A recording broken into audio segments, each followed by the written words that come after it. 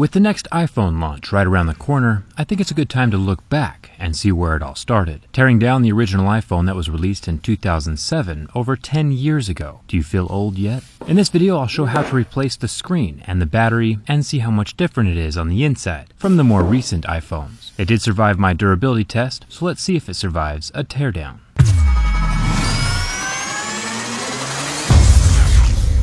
There are no visible screws on the exterior of the original iPhone, but there is a black plastic segment that, with some persuasion, can be removed, exposing 3 Phillips head screws holding the back metal panel in place. And then, the SIM card gets removed as well at some point during this process, preferably before the teardown starts, but better late than never. Taking apart your phone does void the warranty, but as we know, warranties don't last forever, and sometimes you just gotta fix your own stuff. And that's what I'm here for. The back metal panel is actually really difficult to remove. There's no adhesive, it's just very firmly held in place. My plastic tool did some initial separating from the metal frame of the screen, but my metal tool had to make an appearance and do the actual heavy lifting, successfully unclasping the back metal panel and exposing the high-tech insides of the iPhone 2G. There is one ribbon holding the back panel to the phone. This controls the vibrator, headphone jack, and side buttons. It unsnaps just like a little Lego from the motherboard. One super interesting thing is at the bottom of the headphone jack is a water damage indicator. Smart of Apple to stick it next to one of the largest holes in the phone. If you peer into the headphone jack, you can see that it's still white on the inside. This means that my phone has never been wet. If it had gotten wet, the red coloring would bleed through the sticker, making the headphone jack pink inside. Kinda tricky. There are 3 white signal wires with their circular round head connectors, just like what we see in all modern phones. I'll unsnap each of these with my tweezers and then pull them off to the side. 3 Phillips head screws hold the motherboard in place.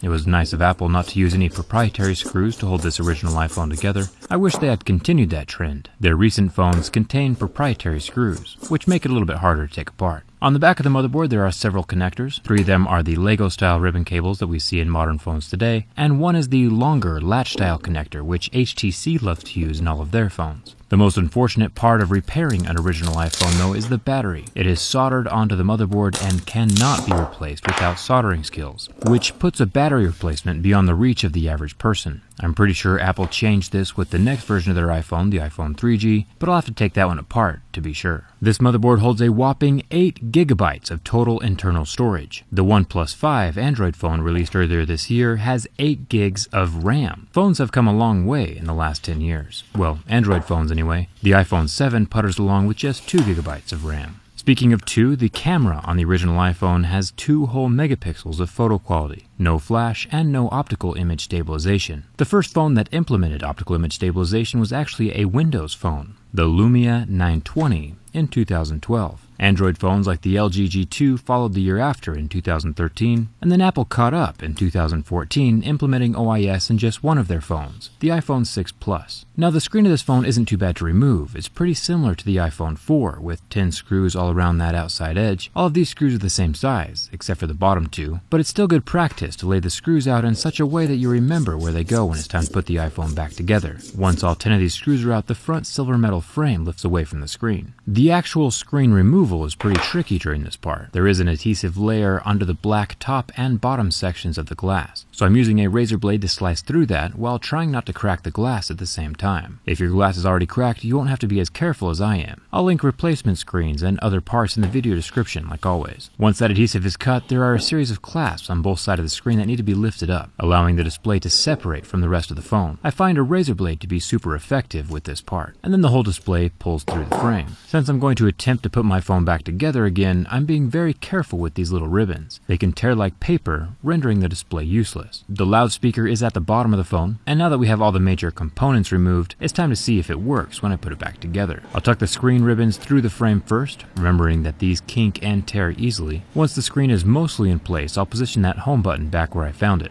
A razor blade is not cosmetically the best choice for this procedure. The metal frame then sits in place, held together by the 10 screws that were laid out in an organized fashion earlier. And now the origami nightmare that is the ribbon cables plugging into the backside of the motherboard. I found it easiest to fold the battery over the top of the motherboard, since it's permanently connected, and then plug the 3 Lego-style ribbons in first. And then untaping the large charging port ribbon from the back of the phone allows it to extend up enough that I can plug it into the latch connector. First lifting up the latch, plugging in the ribbon, and then locking the latch in place after it's in. It's actually not too bad. The 3 screws for the motherboard get screwed in, these are different sizes, and then the 3 white signal ribbons all get connected to their circular slots. The side buttons, vibrator, and always convenient headphone jack get plugged into the motherboard with this Lego style connector, and then the back metal plate clamps securely onto the body, with the 3 screws holding it down along that bottom edge. And finally, the last bit of black plastic slides up and into place, hiding the screws and the rest of the internal components. Surprisingly enough, the phone actually turns on.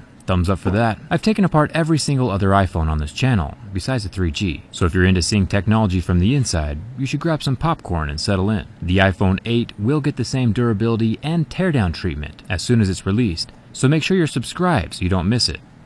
Thanks a ton for watching, and I'll see you around.